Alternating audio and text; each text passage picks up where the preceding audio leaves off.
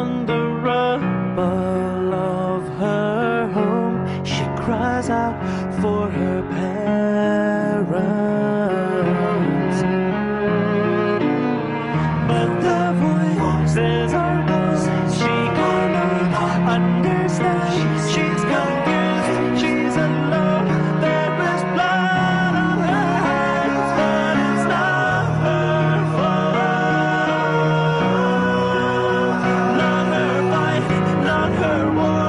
She's too young to give up, but it's not her fault.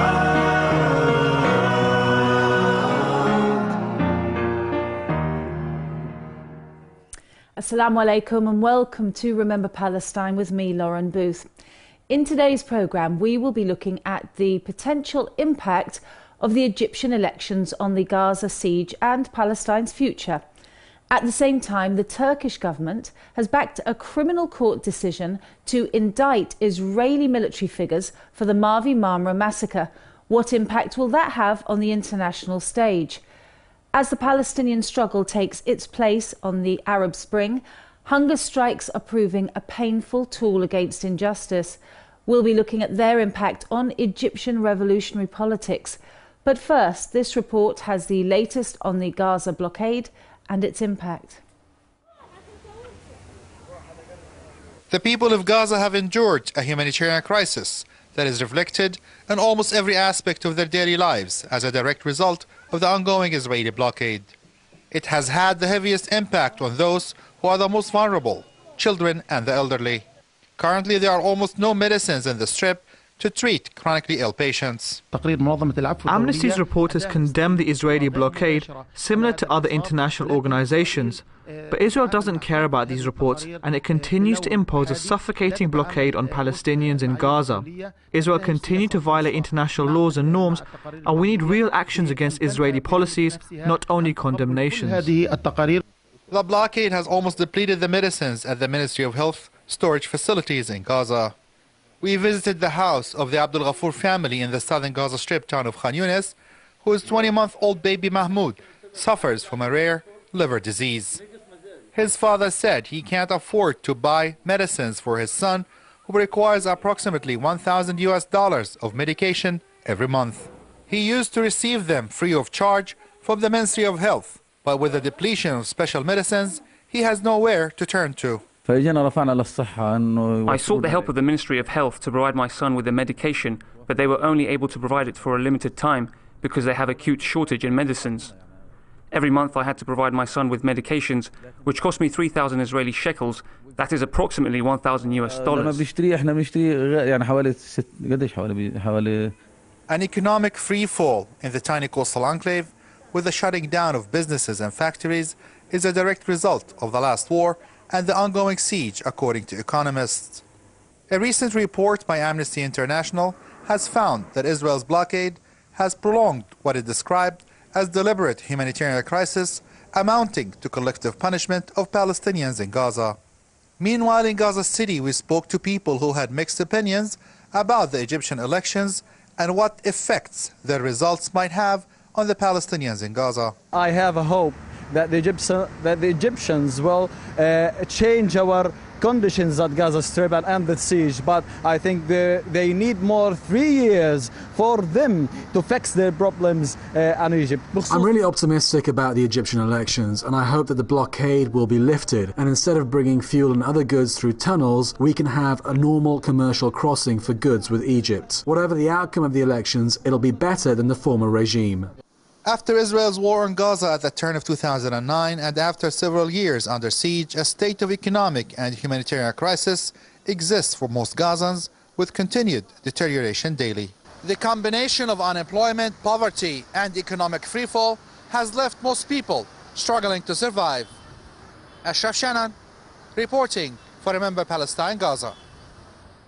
Joining me now in our London studio to discuss the current Egyptian political climate and the implications for the people of Palestine and Egypt is the political analyst Ali Al-Kabani. Welcome.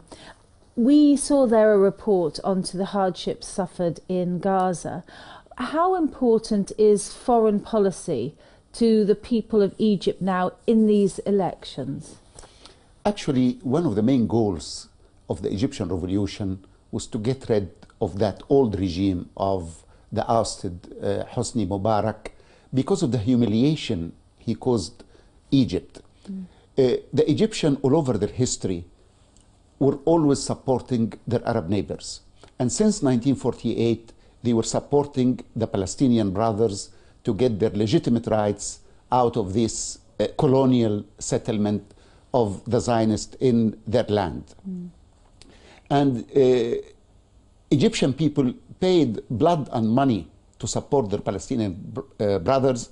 So they were really humiliated when they saw Hosni Mubarak became a strategic treasure for the Zionist entity, as declared by many of their ministers.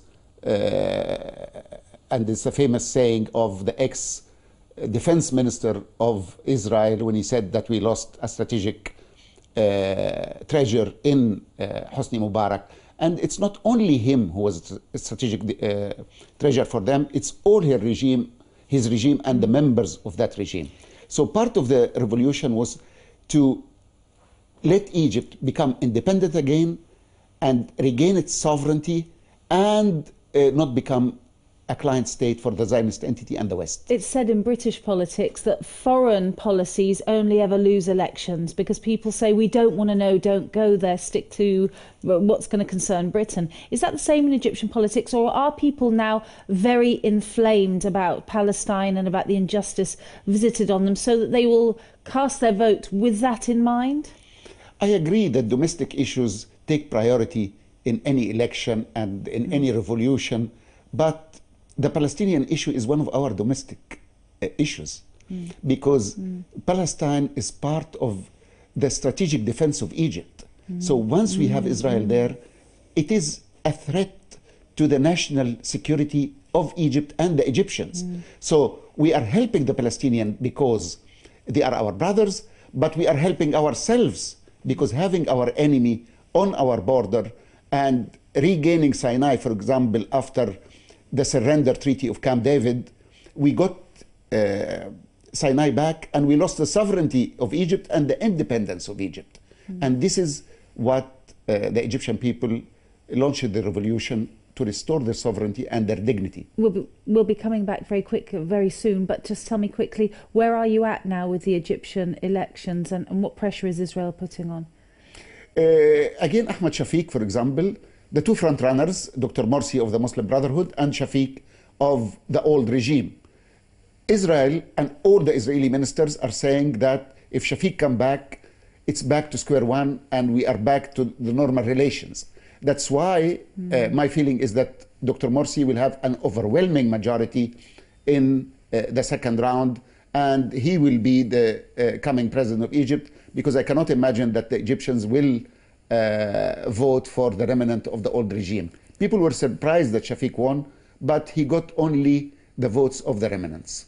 Great, we'll come back to you in a second for more on that, because joining me now via satellite from Gaza to explain the Gazan perspective on the Egyptian elections and what's needed there is Assistant Professor Hani Al-Bassous from the Islamic University. Assalamu alaikum. Wa alaikum salam.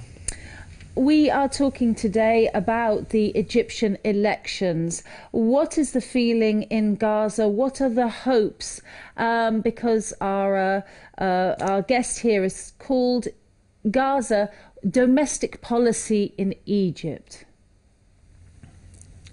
Well, yes, this is the fact that most people in Palestine are looking forward to see a new political scene in Egypt. They're waiting for someone who can win the election, who can bring peace, prosperity and security for the Palestinian people, specifically in the Gaza Strip, which has been under siege by the Israeli occupation forces for the past 6 years. Now people watching, listening to the news on a daily basis about Egypt and about Egyptian presidential election, hoping that things will be changed completely, in which the new Egyptian political regime will be much better for the Palestinian people to take a Palestinian case in their own priorities. It's not like what was at the time of the deposed Hosni Mubarak, as his regime was supporting the Israeli or the Zionist entity against the Palestinian people in many cases, many situations, as we witnessed in 2008, 2009 in the war against Gaza. People in Gaza, people in Palestine have so much hope that the new change in Egypt would bring more unity for the Palestinian people, would lift the blockade which was imposed long time on the Gaza Strip, would end the Israeli occupation, and would in the future establish an independent Palestinian state. I think that most people now, the society, the elites, the academics, the politicians, are looking to see what's going to happen in the next 2 weeks in the election in Egypt. Professor. And I myself, listening to the people and hoping that everybody would see the change in the next future. Isn't it true, though, that for any front runners in the Egyptian election, the Palestinian case is just a problem? There's never anything to gain from being, just giving justice to the Palestinians, because the power players are with Israel. Is that how you see things? But it's not like this. Palestine is one of the main issues in the Middle East. If it's not the main, Palestine is the heart of the Muslim world, and Palestine is the center of the Arab countries, in which Egypt would take all the consideration to look after the Palestinian people and their own cases and issues. And basically, looking at the situation in Palestine, this would mean a lot for the Egyptian president in the coming future. It might cause them some problems, of course, but this is the case. This is the situation Palestine has been, and it is one of the important issues. Hello? Yes, I can hear you. Thank you very much for that and for joining us today. We'll speak to you very soon, I'm sure. Just to ask you, Ali, on the back of that, Palestine, the heart of the Muslim world, wouldn't an Egyptian strong stance against Israel in these elections restore national pride and some pro-national pride across the pan-Arab pride? Absolutely. But I just like to disagree with the professor in saying the Arab countries. It's actually the Arab peoples, because the Arab regimes failed Palestine. If the Arab regimes were listening to their own people, Palestine would have been liberated long time ago. But we had regimes appointed by the West, and they are serving the interests of the West and transformed the Arab states into client states to the United States of America. So the day the Arab people get back their sovereignty in their hands and rule themselves through democratic representatives, we will actually, in my opinion, defeat the propaganda of Israel. Fine, but what about that legendary $3 billion in military aid from America every year? If the Muslim Brotherhood does win these elections and that gets cut, there's going to be a lot of unhappy Egyptian people. How can you cope with that? As you exactly said, Lorraine, these are military subsidies to Egypt, and they are giving Egypt a military arsenal on condition that it is not used against Israel. Yeah. So we will use it against who? Our brothers in Libya or Sudan? We don't need this military aid if the condition is not to use it against Israel. So Egypt and the Egyptian economy and the Egyptian people will lose nothing.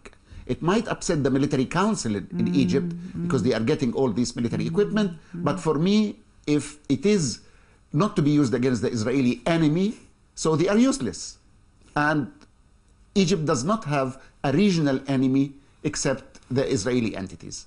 So really, that aid is useless, and Egypt doesn't need it and will not affect the economy of Egypt. So in that way, it has been in the US interest to have a police and an army state, of course, in Egypt, keeping those secure ties with Israel, imposing that siege. Exactly. It's the bribe paid to the Egyptian government to keep this Camp David surrender treaty in force and to avoid really the Egyptian army going against Israel and keeping Egypt as a client state to the Americans. And just finally, the pipelines explosions that we've been reading about, whereby oil and I think gas travelling to Israel have been interrupted. Have these been black operations by Israeli intelligence, or are they genuine feelings to stop contact? This is genuine feeling by the Egyptian people to stop any trade with the Israeli entity. Especially, this is the wealth of Egypt, sold below the market price to the Israelis. So they tried many times to repair it, but they cannot guard it 24 hours, and it's a long pipeline.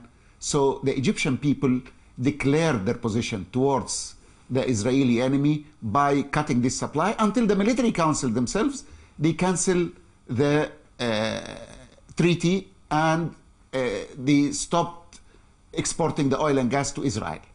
Because first, if they want the gas and oil of Egypt, they have to pay the market price, but as the West say, it's a free trade. If we don't want to sell to them, why are we forced to sell to them? Thank you very much for joining us. Fascinating. Well, as Mahmoud Sarsak, a 25-year-old footballer from the Palestinian national team, enters his 10th week on hunger strike, British parliamentarians meet to discuss the plight of Palestinian detainees. Sabika Razvi compiled this report. The appalling conditions under which Palestinian prisoners are held were at the forefront of a meeting at Westminster Hall. Lord Alf Dubs has seen firsthand the humiliation child prisoners face as they go through the Israeli courts, and he described the harrowing scenes. But I saw that throughout the proceedings they had leg shackles on. Now, that's the first humiliation. The security was very tight. To have people in leg shackles actually sitting in the dock seems to me totally unacceptable. After the meeting, he suggested a way forward. This is a serious issue about abuses of human rights, and we have to speak out about it, because if nobody speaks out about it, nothing will change. If we speak out about it, there's just a chance things might change. Not a big chance, but some chance. But I think we owe it to the victims to speak out on their behalf. Each year, around 600 Palestinian children are detained. Some are as young as 12 years old and jailed for throwing stones. Often, prisoners are held without legal access, no trial, and are denied visitors. MP Jeremy Corbyn questioned why Palestinian prisoners are not at the top of the British political agenda. Generally, the British media underreport the horror of life facing most Palestinians, and whilst they do begin to report the question of the wall and the settlements that have gone on all over the West Bank, they choose not to report the issue of prisoners. Although the British government has condemned the treatment of Palestinian prisoners, campaigners say real action is needed. Statements are not enough, because the problem is that you can say as many times as you like that you disapprove or you strongly condemn Israel's behaviour, but unless you actually start doing something against it, those words are meaningless. There is a responsibility on the UK as a European country to deal with the abuses of human rights, both in terms of Europe, in terms of the UK itself. We have sufficient agreements with Israel. We should have been putting more pressure on Israel, actual pressure. But I think at the end of the day, what is right will always come to fruition. It may take a long time. There may be too many victims. But I think what is not normal cannot stay around. Well, joining me now down the line from Istanbul is Hussein Oruk. He is Deputy President of the aid charity IHH, one of the main organisers of the Mavi Marmara flotilla attacked by Israel in 2010. Hussein, thank you very much for joining us at this emotional time of remembrance. You are welcome. Thank you very much. Let's talk immediately about the 7th Criminal Court in Turkey finding 4 former Israeli military leaders guilty of atrocities on the Mavi Marmara. Can you outline for us what this means, please? Of course, 2 years ago, almost 3 years ago, Israeli soldiers have attacked us on high sea in Mediterranean, about 40 miles from the occupied Palestinian lands. And they have killed 9 people. They have injured 56 people, one of them still in coma. And it is a very big crime against humanity. It was very, very, very dangerous against humanity. And the Turkish law have opened this case against the Israeli peoples. On initial phase, only 4 people, 4 high commanders have been attacked by the court, and they have been listed by the court. But we hope it will be continue with whoever the part of these problems, whoever the part of this conflict, all of them, they will be, they will come on front of the this Turkish court. What does it mean? It means when they came to Turkey, they will be arrested. If they have traveled anywhere in the world, they are the part of the Interpol international police system. They will be arrested and they will return to Turkey for their punishment. What does this mean to the further decrease in relations diplomatically between Israel and Turkey? And does this is this of a major political concern in Turkey at this time? Already the political relations is not good, but it is totally different. It is related with judicial system of Turkey, and it is related with law. Whatever, they are equal on front of the law, on front of the courts. It is very clear that there is a crime against the people, there is a killers, there is a people kidnapped the Turkish people, and it is not related with the relations. If Israel is thinking about the good relation between the Turkey, they need to do something. They need to punish their soldiers and their commanders themselves instead of the Turkish court. But we believe that it was against the Turkish nationality, Turkish government, Turkish state, and we hope we will fight this case against the Israelis and separate it for all responsible people in Israel. Hussein Uruk of IHH in Turkey, thank you very much for giving us that update from Istanbul. It's time now for this week's look at the growing resistance to Zionism.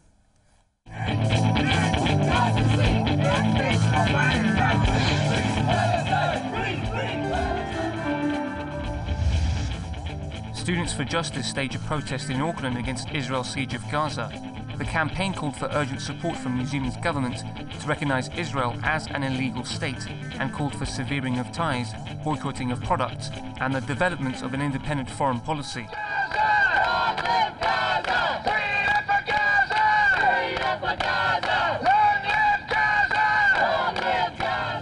As the chanting continued, John Minto, a veteran activist, added, "It's time that New Zealand recognised Israel and the Israeli government as a very similar situation to the old apartheid government in South Africa. And New Zealand severed relations with the apartheid government in South Africa because it was following racist policies. And I think we see very similar policies being run by Israel at the moment against the Palestinian people." Activists showed their gratitude to the prisoners on hunger strike by shouting slogans in Arabic outside the US Embassy in Jordan. The demonstration saw large numbers of people gather outside the embassy. They had all come to show their support. Demonstrators marched in El Walaja to protest against the occupation of Palestine. No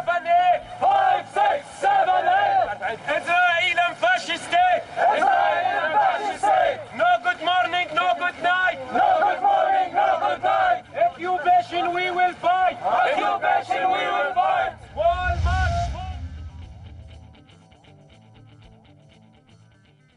And that's all we have time for in this week's show. Join us next week for more from the heart of the new Middle East.